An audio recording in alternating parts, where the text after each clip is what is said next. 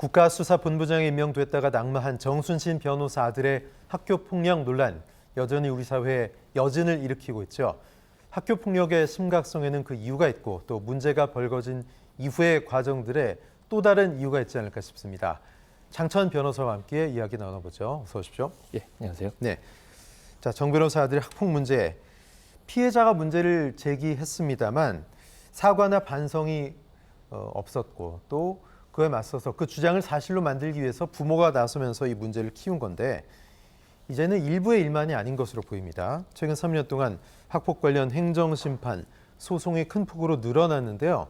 중요한 건 불복 건수, 불복 사례가 증가하고 있다는 겁니다. 그 이유, 소송을 하면 승소하기 때문에 저런 게 아닌가 하는 생각도 드는데 특별한 이유가 있습니까? 네, 먼저 간단하게 좀 설명을 드리면 학교폭력 사건이 일어나게 되고 그에 대한 처분이 나오면 이제 가해 학생 입장에서는 학교폭력으로 그대로 인정하기 어렵다라면서 이제 불복 절차에 착수할 수 있는데요. 이는 법원의 행정심판이나 행정소송을 통해 할 수 있습니다. 네, 그런데 이제 이러한 소송의 특성상 좀 시간이 오래 걸리기 때문에 법원에 이제 먼저 학교폭력으로 인한 처벌을 소송 끝까지 판단받기 전까지 잠시 멈춰달라는 집행정지 신청을 할 수 있습니다.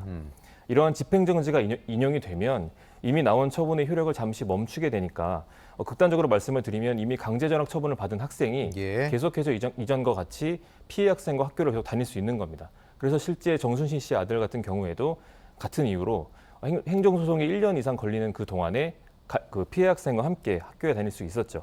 자료에 의하면 실제 행정소송 등에서 가해 학생의 불복이 받아들여지는 경우는 10% 내외인 것에 비해서 집행정지가 인용이 되는 비율이 50%를 상회하고 있었습니다.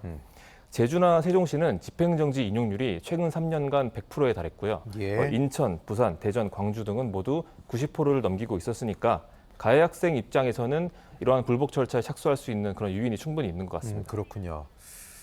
국회 정순신 변호사 아들 학폭 청문회 아직 살아는 있는 것으로 알고 있습니다. 14일에 다시 열겠다는 건데 근데 그때도 정 변호사가 이런저런 핑계로 안 나오면 뭐 강제 구인할 수도 없는 거 아니겠습니까? 예, 그 일전에 정순신 변호사는 질병이나 사건 수사, 그리고 송계동 변호사는 재판 참석을 이유로 불출석을 했는데요. 이에 따라서 유기용 위원장이 이런 이유들이 정당한 불출석 사유에 해당하지 않는다면서 증인들에게 출석을 촉구하는 그런 공문을 발송을 했고 또 끝까지 출석을 하지 않는다면 국회 증언감정법에 의해서 추가 고발을 하겠다고 밝혔습니다. 그러니까 만약 정 변호사나 이 송 변호사가 계속해서 청문회에 출석하지 않는다면은 국회에서는 국회 증언감정법에 의해서 고발을 하게 될 것이고 만약 불출석 사유가 정당하지 않은 것으로 판단된다면 같은 법에 의해서 3년 이하의 징역 또는 1천만 원 이상 3천만 원 이하의 벌금에 처해질 수 있습니다. 네. 또 학폭 당사자 정 변호사 아들의 반성문이 공개된 논란인데 학폭 대책자치위 조사에서도 부실한 사과문을 냈다는 건데 저도 봤습니다만 이거 너무 짧기도 짧고 이게 반성문 수준이 어떤 건지 참 궁금하던데요. 어떻게 보셨어요? 네. 정순신 변호사의 아들인 그 정모 군은 2018년 이제 민족사관고 학폭위에서 총 2차례 서면 사과문을 제출한 것으로 밝혀졌는데요. 그중 첫 번째 사과문이 좀 문제가 됐습니다. 정모 군은 이제 첫 번째 사과문에서 A4 용지 3분의 1 가량을 손글씨로 채우면서 내용이 이제 6문장에 약 9줄에 해당을 했습니다.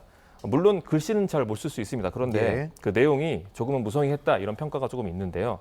그 내용이 뭐냐면 피해 학생이 상처받았음을 알게 됐다. 친구였었는데 안타깝다.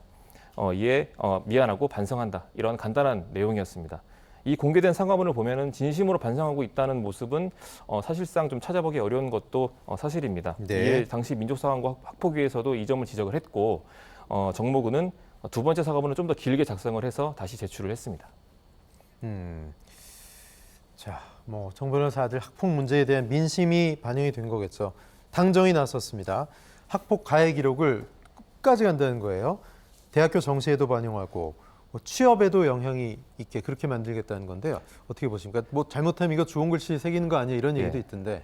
예, 맞습니다. 이제 국민의힘과 정부는 일단 학폭 근절을 위해서 학폭 가해 기록을 이제 대입 정시까지 확대 반영하고 취업 시까지 보존 기간을 연장하겠다 이렇게 검토하기로 발표했는데요. 현재는 학폭 가해 기록이 이제 수시에만 반영이 됐습니다. 근데 이제 이것을 정시에까지로 확대 반영하기로 한 것이고 학생부에 대한 기록 보존 기간을 늘려서 그 가해 학생이 취업 시까지 보존을 하면서 취업에까지 이제 가해 기록이 영향을 미칠 수 있도록 네. 이런 방향을 검토를 했는데 이런 학폭 징계 기록의 이제 대입 정시 반영은 사실상 이제 서울 주요 대학들이 이제 어느 정도 추진 이사를 밝혔습니다. 예. 그러면서 이제 어느 정도 기정사실화되고 있는 분위기입니다. 네.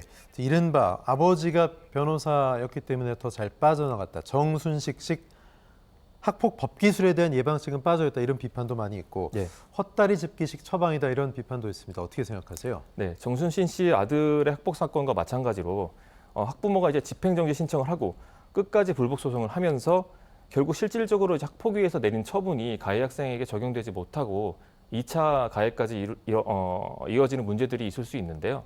물론 학폭 근절이라는 취지 자체는 긍정적이긴 합니다만 부작용이 있다는 지점을 인지를 하고 엄벌주의에 앞서서 실질적인 피해 학생에 대한 보호와 학생들 간의 관계 개선을 위한 이제 제도적 시스템 마련도 이제 확대하는 것이 필요할 것으로 보입니다. 네. 근데 사실 학폭 기록이 진로 등에도 영향을 주고 지금보다 더 큰 영향을 주면 불복 소송은 더 늘어날 거고요.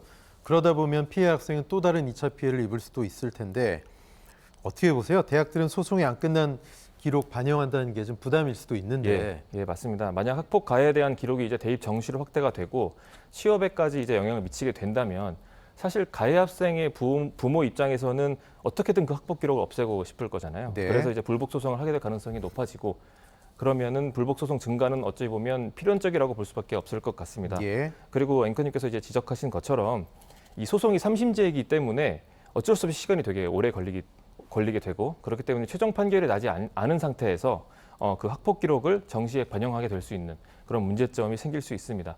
많지는 않더라도 최종 판결을 통해 가해 기록이 없어지는 그러니까 불복 소송이 받아들여지는 그런 경우도 10% 내에는 있었으니까 적게나마 기록이 잘못 반영되는 사례가 생길 수 있는 거죠.